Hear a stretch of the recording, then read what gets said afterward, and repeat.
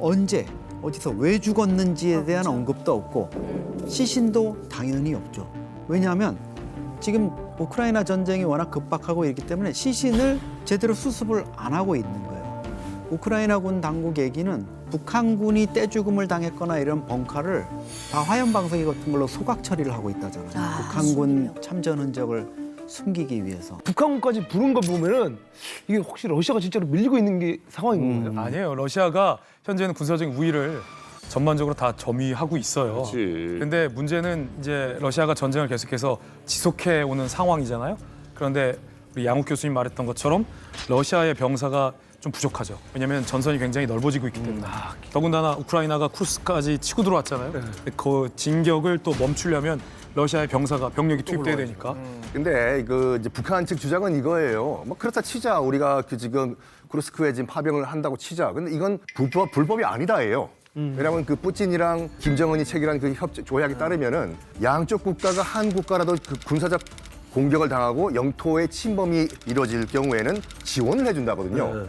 논란 요소가 있을지도 모르겠지만 쿠르스크는 러시아 땅이었잖아요. 그렇죠. 러시아 땅이 공격당했잖아요. 북한은 지원할 수가 있어요. 이게 북한 측 주장이에요, 일단은. 이게 또 살벌하게 또 외교 무대에서 이제 말싸움이 벌어졌는데 황준국 유엔 대표가 일단 포문을 열었어요. 총알바지로 쓰지 말라, 북한 젊은이들을. 북한 측에 이제 그 김성 대사가 뭐라고 얘기냐면 미국과 서방도 우크라이나 지원해 주고 있지 않냐. 우리도 러시아를 밸런스를 맞추는 차원에서 지원해 줄 수도 있다라고 얘기했어요. 미국 차석 대표가 발끈해가지고 바로 발언권 시작합니다. 빡! 만약에 우크라이나에 지금 북한 병사들이 가면 go back in a body bag 이라는 표현을 써요. go back in a body bag 이라는 표현을 써요. 시신 가방에 돌아갈 것이다. 야, 너무 무서운 표현이네요. As legitimate military targets, they will end up as mere cannon fodder, while the wages they are supposed to receive from Russia will end up squarely in Kim Jong-un's pocket. It is tragic that they could have enjoyed a far better life only if they were born south of the DMZ. It will have to naturally take issue with Ukraine's aggressive act of invading the Russian People's Secret territory of the Kursk. The DPRK and Russian Federation are entitled to develop overall bilateral relations in all fields, including politics, economy, military, and cultures. Enter Ukraine in support of Russia. They will surely return in body bags. They will surely return in body bags. So I would advise Chairman Kim to think twice about engaging in such reckless and dangerous behavior. 온전만 말 들었나? 그냥 자기 마음대로 하는 거예요. 혼자 아니, 들었어. 이게 굉장히 모욕이에요. 그렇죠. 미군 병사들은 전장에서 죽으면 커핀이라고 해서 관에 실어서 모십니다. 보통 바디백이라고 하는 것은 그 비닐백이거든요. 대량 총기 난사 사건의 시신을 알아볼 수 없는 이런 피해자들을 바디백에 넣고 또 전장에서는 이제 포로들이 대규모로 죽었을 경우에 거기에 비닐 바디백에 넣어서 보내거든요. 그러니까 너희들 젊은이들 짐짝 취급당하기 싫으면 오지 말라는 걸 유엔에서 얘기한 거예요. 예, 예. 자, 어쨌든 뭐 뉴스에서 뭐 파병한다 어쩐다 뭐 이랬을 때 분명 막 특수부대가 간다. 뭐 강력한 전투력을 가졌을 것이다. 이런 얘기들 많이 있어요. 예, 폭풍 군단이 갔어요. 청와대를 습격했던 김신조의 그 부대의 후신이 폭풍 군단인데 북한의 재래식 군사력이 전 세계 몇 위일 것 같아요? 와, 놀랍게도 꽤 높아요. 4위. 4위요? 네, 재래식 군사 수가 북한 주장에 따르면 130만 명인데 4위예요. 근데 이건 굉장한 거품이고 허세가 좀 있어요. 러시아가 90만이라며요. 그러니까 이 130만 북한 군사들이 직업은 군인이지. 근데 뭐 농사 짓고 그냥 전선 지키고 그렇게 살아가는 사람들이에요. 아, 약초병이 임하면. 네네네네. 등록은 군인으로 돼 있는데. 거품이 좀 있는데 그런데 폭풍 군단은 무시하면 안 돼요. 북한의 특수작전을 수행하는 특수부대입니다. 공식적인 우리 군 통계에 따르면 북한의 이 특수작전군이 한 20만 명으로 추정이 되는데 그중에서 폭풍 군단이 한 4만에서 8만 명 정도로 압축이 돼요. 그러니까 굉장히 소수 정예의 특수작전을 수행하는 군대다라고 보면 되겠고요. 이 폭풍 군단 같은 경우가 왜 폭풍이냐면 폭풍 군단이 쓸고 간 자리는 폭풍이 쓸고 간 것처럼 아무것도 남아있지 않다라는 의미를 담아서 폭풍 군단이라고 하는데 특수부대라 그래서 폭풍군단이라고 그러면 그거를 이렇게 한 개 군단으로 보시는 것보다는 오히려 여러 개 경보여단이 합쳐졌다라고 보시면 더 편해요. 그래서 아까 4만 명에서 8만 명이 이렇게 숫자가 이게 좀 갭이 있잖아요. 그게 왜 그러냐면 그렇게 될 수도 있고 그렇게 또 줄 수도 있어요. 현재에 따라 또 달라. 네, 그래서 폭풍군단이나 벼락, 우레 이렇게 크게 세 가지 군단이 있는데 후방 부대 맞아요. 그러니까 후방 쪽에다 넣어놓고 앞에 총알바지들이 다 총알 막아낼 때 얘네들이 직접적으로 이제 대한민국에 침투하겠다는 거거든요. 그래서 이들이 많이 받는 훈련 중에 하나가 천리행군, 하룻밤에 천리행군, 귀신 작전 펼친다 그러죠. 그래서 이제 김신조도 달아날 때 속도가 엄청 빨랐기 때문에 그때 우리나라 국군들도 이 행군 훈련을 엄청나게 강도 높게 올렸었다고 해요. 그러니까 그 정도로 그 산악 작전을 많이 해요. 불이 이렇게 막 활활 타면 그 불을 뛰어넘는. 근데 이제 불을 뛰어넘어서 뭐 포복 정진을 하고 또 뭐 쇠설창을 타고 올라가고 이렇게 밧줄 있으면 밧줄도 타고 올라가고 이 손이 그냥 딱 덜덩어리예요. 그냥 맨날 이거 막 이렇게 통나무에다가 이거 치고 막 이거 하거든요. 근데 제가 기억하는 군인 아저씨들은 맨날 이거 시꺼매가지고 이 우통 다 까고 그 훈련을 해요. 맨날 이거 치거든요. 이렇게 막. 김일성이 생전에 가장 아꼈던 부대가 폭풍군단이라고 합니다. 그러니까 폭풍군단의 전신이 특수 8군단인데 그래서 김일성이도 한 개 사단을 줘도 이 1, 2, 4군 부대 대원 한 명하고는 바꿀 수 없다라고 말할 정도로 굉장히 최종의 부대였습니다. 예, 그런데 이제 폭풍군단은 이제 특수 8군단이 확대 개편되는 그 과정에 김종일이가 지어준 그 이름이거든요. 폭풍군단이라는 게. 그래서 제가 보건대로는 아마 3대를 거쳐 이제 김 부자가 굉장히 신이 많은 부대가 이 폭풍군단이다라고 말할 수 있겠습니다. 맞아요. 아니 뭐 당수로 전쟁할 거야? 아니 내총 익숙한 내총 가지고 가서 내총 해가지고 내가 쏘는 거에 익숙해져 있는 사람들인데. 아니 이렇게 듣다 보니까 이 폭풍 군단에 대해서 굉장히 우리 리만갑 동무들이 궁금해하는 것 같은데. 네, 궁금합니다. 오늘 그럼 내가 특별히 이럴 줄 알고 폭풍 군단에 대해서 설명해 줄 사람을 내일 북조선에서 함께 갔습니다. 기대도 좋습니다. 우리 이웅길 동무 나오라. 리용길 동무? 안녕하십니까. 안녕하십니까. 11폭풍군단 87 경보병력에서 목만 이웅길 상급병사 이웅길 명기대로 호출대로 명령대로 왔습니다. 다시 하라. 아닌데. 장군님 보니까 떨려가지고. 아니 소위를 입고 나왔어. 오늘 폭풍 군단에 대해서 궁금한 거 있으면 우리 동무한테 물어보면 정확하게 다 알려주도록 하겠습니다. 요즘 TV에 인터뷰 많이 하셨더라고요. 있어요. 예, 갑자기 막 일본에서도 오고. 그죠?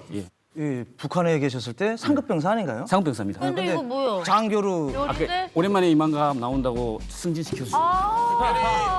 승진시켜줬습니다. 대성공지 감사합니다. 야, 맞어. 아니 또 그 폭풍군단 이 훈련 영상을 보면은 막 진짜 난이도가 장난 아니잖아요. 막 진짜 뭐 얼음물에 그냥 들어가고 막 쇠사슬 막 끊고 막 이런 게 많이 나오는데 도대체 어떤 훈련을 받는지가 궁금해요. 일단 입대하면 바로 초모소에서 그러니까 뽑아갑니다. 일단 뭐 내가 가고 싶어서 가는 게 아니고 뭐 토대도 보고 뭐 신체 이런 거 다 보고 뽑혀가서 1년 동안 신병훈련을 받습니다. 일반 부대는 6개월이나 3개월이면 특수부대는 1년 동안 신병훈련을 공통으로 받습니다. 기초체력 훈련, 뭐 맞서기 시키고 뭐 타격 훈련하고 그건 기본이고 1년이 지난 다음에 본대 배치될 때 한 3,000명 정도라 하면 저희 여단이 그 3,000명에서 한 500명 정도 태권도, 권투라든가 레슬링을 해서 체력이 이미 다 준비된 친구들 그리고 뭐 정신력이 좀 뛰어나다든가 이런 애들로 따로 추려가지고 얘네 아주 기본적인 훈련. 심지어 어느 정도 있냐면 그러니까 타격 훈련도 타격 훈련인데 왜 나무에다가 못을 박아놓고 그걸 발로 차거든요. 여기에 다 못자리가 잘못 맞으면 다리가 막 나가잖아요. 그러니까 그 자리가 다 남아 있어요. 그럼 왜 하지 보니까 어떤 상황에서 만약 고문을 받는다든가 잡힌다든가 아니면 육박전 한다든가 할 때는 그 타격을 이겨낼 수 있는 그런 좀 기압이라고 하거든요. 뭐 차력한다고 하는 여기서는 차력이라고 하는 그렇게 하는 훈련부터 시작해서 그러니까 습관이 되니까 앉아 있다가 대목 같은 거 발견하면 책상에 그냥 꾹 눌러서 넣더라고요. 그렇게 들어가요? 그 인간이라기보다는 그 몸 자체를 딱 만지면 전투훈련 같은 경우는 거의 돌덩어리. 인간 병기네. 이제 저도 뭐 북한에 있었을 때 지금 손은 그렇지만 폭풍군단에서 있던 사람들의 이야기를 들어보면은 그 나무 있잖아요. 손이 막 이렇게 보이잖아요. 그 나오는 사람들 보면은 그 북한에서 새끼줄이라고 하는데 맞아요, 새끼줄. 볏짚어리로 그 한 거 깡구를 거기다 꽉 감아요. 그러니까 아침에 일어나가지고 하루 종일 그냥 5,000번이에요. 이거. 맞아요. 계속 두드리면은 여기가 이렇게 피고름이 차요. 막 붓고 이게 뼈가 못 견딥니다, 솔직히. 근데 이걸 어떻게 하느냐? 뭐 병원 가서 치료받나? 아닙니다. 그렇게 안 받고 그 철깡통 있잖아요. 깡통, 우리 말하면 그 캔. 네, 그런 캔을 갖다 못 갖다 대고 망치로 두드려요. 똑똑똑똑 찍으면 빽빽빽 나오면서 그 뻘떡뻘떡 터지거든요. 그거를 거기다 감아요. 이렇게 쫙 감아가지고 그걸 때리는 거예요. 맞아요. 그러면 피고름이 다 터집니다. 그걸 때리면 여기 소독을 해야 되잖아요. 가서 소독하는 게 아니고 소금 있죠, 소금. 소금 갖다 놓고 또 때려요. 소독하는 거예요. 그거를 1년 동안, 2년 동안 계속 하면은 여기가 완전 진짜 무쇠 주먹이 됩니다. 왜냐면 지금 뭐 주먹에서 뭐 피가 나왔는데 다시 또 때려가지고 고름이 나오는데 또 때려가지고 막 소금에다 또 때려 놀래고 했는데 이 정도는 돼야 우리 이 김정은이가 인정하는 그 특수부대 아니겠습니까? 이 정도는 해야 또 해외에 딱 나갔을 때 우리 공화국의 이름과 이 사회주의 체제를 빛내지 않겠습니까? 소금에 절이고 싶다. 나는 말고. 사실 이제 현대전에서 과연 저런 훈련들이 얼마나 실효성이 있는지에 대해서 사실은 이제 좀 갸우뚱하게 되는 부분도 있는데, 근데 저런 훈련을 한다라는 건 앞서 또 이야기하신 것처럼 전시 상황에서 이제 후방 교란을 한다. 또 후방에서 직접 이제 뭐 민간인 군인들을 근접거리에서 만난다면 굉장히 효과적일 수도 있겠다는 또 생각을 하거든요. 총알 한 방이면 끝이지 무슨 저 차력 같은 걸 하고 있어 하지만 분명히 어마어마한 훈련량을 가지고 있는 건 사실이에요. 우습게 보기도 뭐하고 그렇다고 해서 또 이거 너무 우리가 무서워도 안 되고. 근데 이런 의견들이 있습니다. 딱 보니까 10대 말 아이들 같다. 훈련 제대로 안 된 아이들 같다. 뭐 이런 얘기들 많아요. 국정원에서도 북한군 1,900명 뭐 파견될 전체 병력 중에 상당 부분 10대 병사들이 포함돼 있다 이렇게 네. 얘기를 했거든요. 근데 이제 북한의 군 초모는 17살 때부터 이제 징집을 시작하기 때문에 네. 사실 10대 병사들이 많이 있죠. 그리고 한 20살쯤 되면 한 3년, 4년 정도의 전투 능력을 가진 이런 베테랑 병사들이라 그럴 수도 있는데 문제는 뭐냐면 북한의 어떤 특성 때문에 이 병사들이 체격이 다 이제 왜소하죠. 그러니까. 그래서 징집이 148cm 이상이면 다 현역으로 보내는 거예요. 148cm. 140. 그래서 북한도 물론 특수부대 정도 되면 뭐 한 160키 정도 되고 또 60kg 정도 되는 김정은 앞에서 진짜 시범 보이는 부대들 보면 뭐 우람한 체격인 친구들도 많이 있는데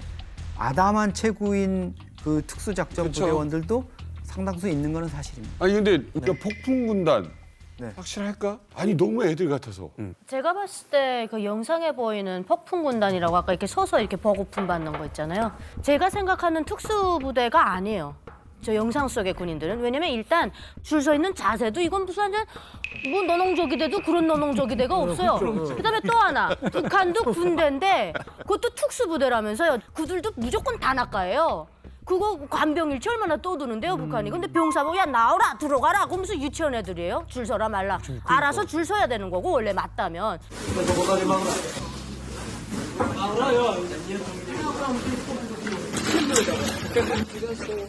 단학가가 있어야 되는데 너무 군인 같지도 않았고 군열도 하나도 없고 그래서 야 저거 특수부대가 맞아? 뭐 어떻게 경보여단들이 저 모양이야. 그 제가 봤을 때는 이제 100% 폭풍군단 맞고요. 왜냐하면 3,000명, 제 여당 같은 경우 3,000명이면 거기서 전투원들은 500명밖에 안 됩니다. 또 그 안에서도 최강을 뽑으면 뭐 진짜 살인 병기 이런 사람들 뽑으면 한 200명에서 300명 정도밖에 안 돼요.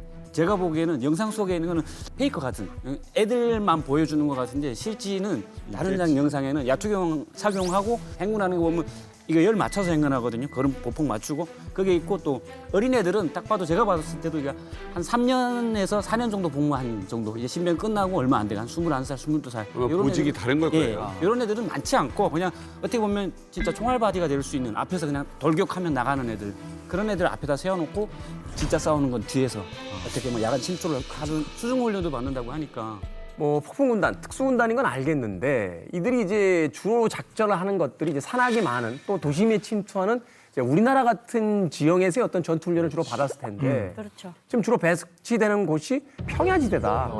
여기서 사실 어떤 전술이 필요하다기보다는 화력이 더 필요하고 인원수가 더 필요한 것이 이제 중요한 지점인데 그래서 결국은 그렇죠. 총알바지가 되는 것에 불과할 것이다. 이런 이야기들이 나오고 있거든요. 이거 어떻게 생각하십니까? 저도 그렇게 생각하거든요. 사실은 아까 뭐 폭풍군단이니 뭐 이런 얘기를 하는데 우리 봤을 거예요, 그 영상. 공수훈련하는 거 봤죠, 한번. 낙하산이 줄이 엉키고 이게 공중에서 낙하산 줄이 서로 엉켜가지고 사고 나고 뭐 이런 걸 봤거든요. 그건 뭐냐, 훈련이 안 됐다는 얘기거든요. 그러니까 문제는 뭐냐면 이게 훈련입니다. 비행기 띄우는 게 다 돈이거든요. 그 돈이 어디 있겠습니까? 그러다 보니 이런 일들이 벌어지는 거고 또 하나는 뭐냐면 지형이 달라요. 그러니까 그런 특수군단이다라면 일단 산악 지형이거나 아니면 도심이어야 되거든. 우크라이나 같은 경우 딱 보면은 저런 데입니다. 밀 많은데. 여기 숨을 데도 없는 거고 그렇기 때문에 저 사람들은 들어가게 되면 우리가 이제 예상하는 대로 사실상 대포밥이 될 수밖에 없는 거죠. 지금 뭐 여러 가지 페이크가 나오는데 제가 본 것 중에 하나 좀 그나마 믿을 만한 그 동영상을 하나 봤거든요. 포로로 잡힌 러시아군 동영상이에요. 네, 러시아 말로 얘기를 하는데 북한군이 이제 뒤에 배치되어 있고 말이 안 통한대요. 그래서 자기들이 앞으로 가는데 북한군이 자기를 쐈다 그러더라고요. 자기들 병사가 2명이 죽고 우크라이나가 러시아를 그래서 자기는 항복할 수밖에 없었다라고 얘기를 하거든요. И при штурме они начали стрелять по нам. Мы пытались их вразумить, куда стрелять. И корейцы вроде как застрелили 2 наших. В такой ситуации я подумал, лучше сдаться в плен, чем быть убитым своей пулей. 러시아군 지휘를 받는 건데 이게 소통도 안 되는데 대간 소통도 안 되는데 손짓발짓하는 거. 과연 이 사람들은 어떤 작전에 써먹을 수 있는 병력인가? 그렇지. 이런 회의가 드는 거죠. 최전방에서 막고 있는 게 사실은 정보 차단이거든요. 이 정보가 들어가면 깨우치니까. 그래서 제가 북한에 있을 때도 이제 저희 오빠도 군대를 갔댔지만 북한의 부모들은 아이를 이렇게 군대 내보낼 때 항상 하는 말이 그겁니다. 조국의 바친 몸이다라고 생각을 하라는 겁니다. 그러니까 10년 동안 군대 가면 살아 돌아오면 고마운 거고 10년 동안은 바친 몸이기 때문에 얘네들이 나가서 죽든지 살든지 부모한테 알려주질 않아요. 그리고 만약에 이제 나중에도 지금 현재는 안 보냈을 것 같은데 아마 나중에 보내겠죠. 전사증 하나 딸라당 옵니다. 근데 거기에 무슨 뭐 보상이 있기랍니까? 뭐가 있습니까?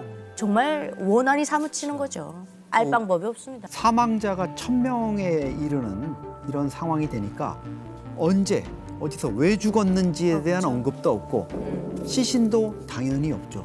왜냐하면 지금 우크라이나 전쟁이 워낙 급박하고 있기 때문에 시신을 제대로 수습을 안 하고 있는 거예요. 우크라이나군 당국 얘기는 북한군이 떼죽음을 당했거나 이런 벙카를 다 화염방사기 같은 걸로 소각 처리를 하고 있다잖아요. 북한군 참전 흔적을 숨기기 위해서. 덜렁 가족들만 은밀하게 불러서 전사했습니다 하면서 뭐라 그랬느냐. 조국의 명예를 걸고 성스러운 전투훈련에 참가했다가 사망했다. 이렇게만 밝히는데 내용도 유족들한테 또 보안 서약을 요구한다는 거예요.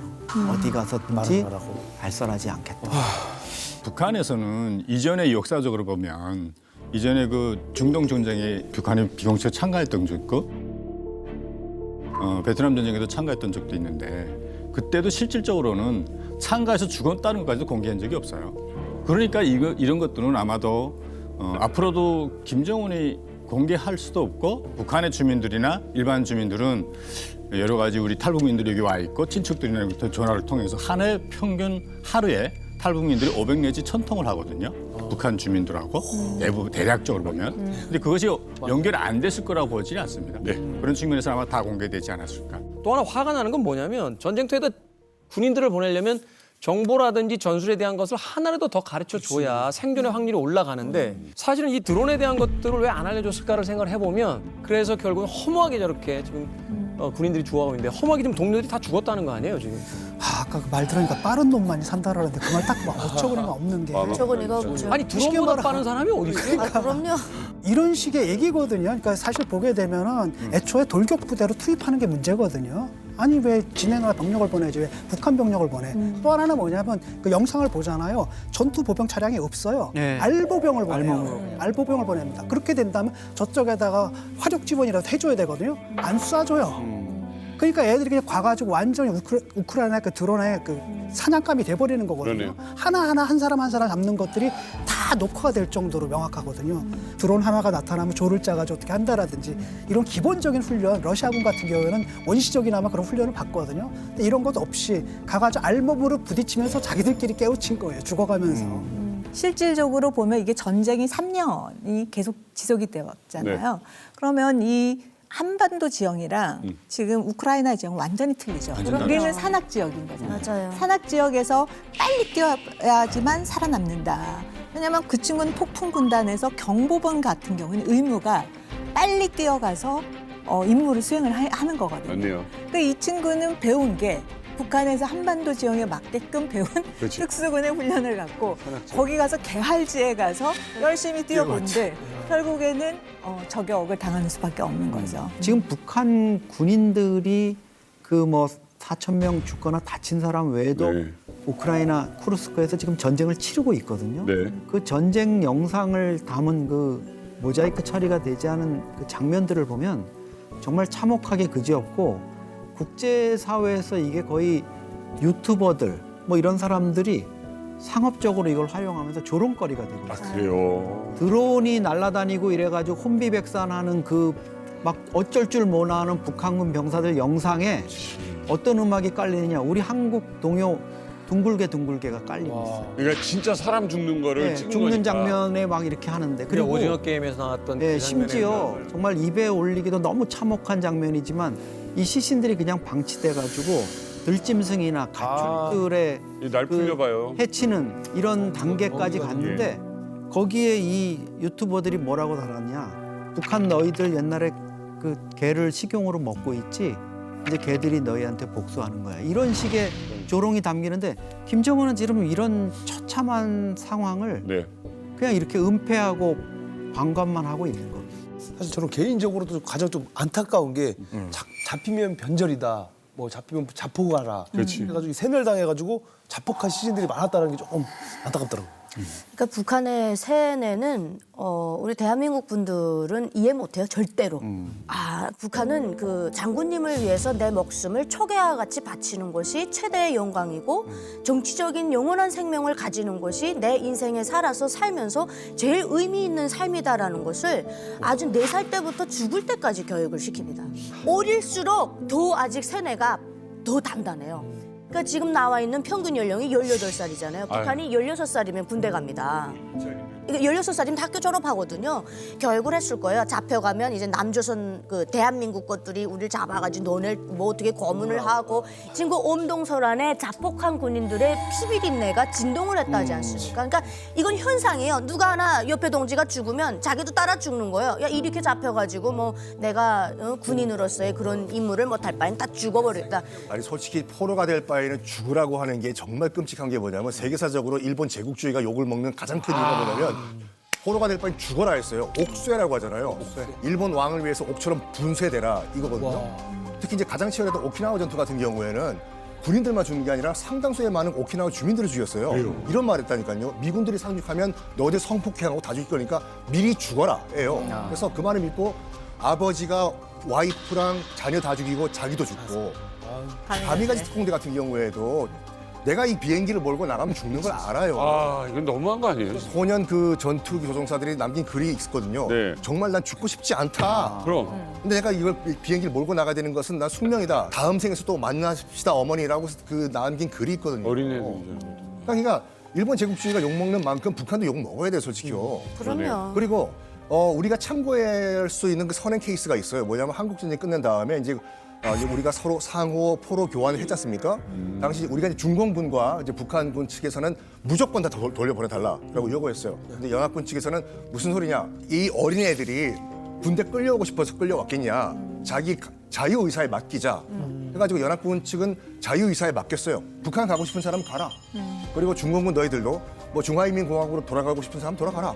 그리고 너희들이 우리가 이제 자유중국으로 불렀던 그 중화민국 대만이죠. 장개석의 대만으로 가고 싶은 사람은 우리가 미군 함정을 이용해가지고 보내줄게. 초이스를 줬어요. 그래서 이 케이스를 적용을 하면 돼요. 너희들 어디 가고 싶냐? 가라. 보내주겠다. 그러면 대한민국에 오고 싶다라고 하면 올 수 있는 거예요? 못하지 않는가요? 제가 취재해봤습니다. 우크라이나 쪽과 우리 정부 양쪽 다 취재했는데 우리 정부에서는 이 포로 인터뷰가 나오자마자 즉각 외교부가 입장을 정리해서 발표했어요. 전원을 대한민국으로 수용하겠다라고 밝혔고 최근 우크라이나 당국도 한국행 협조하겠다라는 입장을 명확히 밝혔어요. 이게 가능한 시스템은 이래요. 그럼 우크라이나가 포로가 된 북한군 병사에게 난민 자격을 부여합니다. 난민 자격으로서 제3국, 대한민국에 가길 희망하는 겁니다. 그럼 우리나라가 뭐 다른 제3국을 거치지 않고 직항기를 우크라이나 보내서 대한민국의 귀화를 허용하면 다 되는 겁니다. 북한군 포로들은 대한민국에 올 가능성이 현재는 더 높은 상황입니다. 근데 이 와중에 김정은은요, 이 북한군을 챙기기도 바쁠 상황인데 오히려 러시아군을 먼저 챙기고 있다 하는 이야기가 있습니다. 이게 무슨 이야기입니까?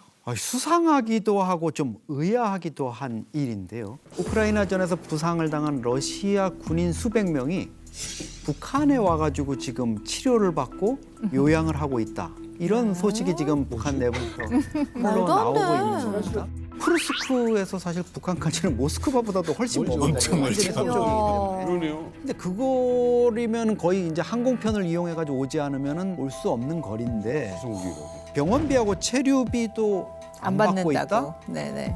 이게 도대체 의문이 풀리지가 않고. 그래서 미국 전쟁연구소에 따르면은 그 사람을 인터뷰한 내용도 나와 있어요.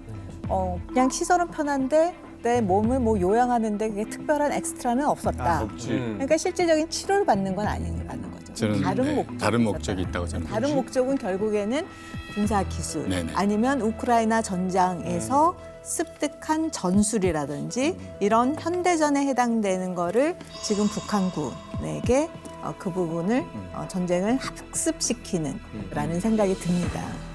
뭐 실제 내부에서는 나온 정보를 보면 평택남도 신흥군에 있는 이민군 47 요양소와 평안북도 구성시에 있는 이민군 백성원 휴양소가 있다는데 특수 군사 교류 이수구이라고 그러는데 제가 진짜 이 지역을 조금 알거든요.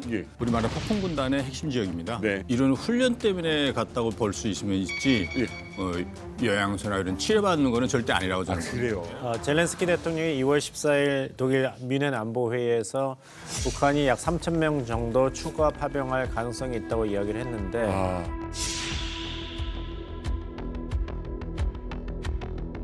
하지만 여러분들께서 지적하신 대로 살아서 북한에 돌아온다 할 때도 이게 소문이 퍼질 텐데 그것을 김정은 정권이 감수할 수 있을 것인가. 사람의 말보다 무서운 게 없지 않습니까? 그러니까 김정은 정권이 마음은 급한데 뭐 일이 계속 이렇게 장기적으로 도움되는 방향으로 하는 것 같지는 않습니다.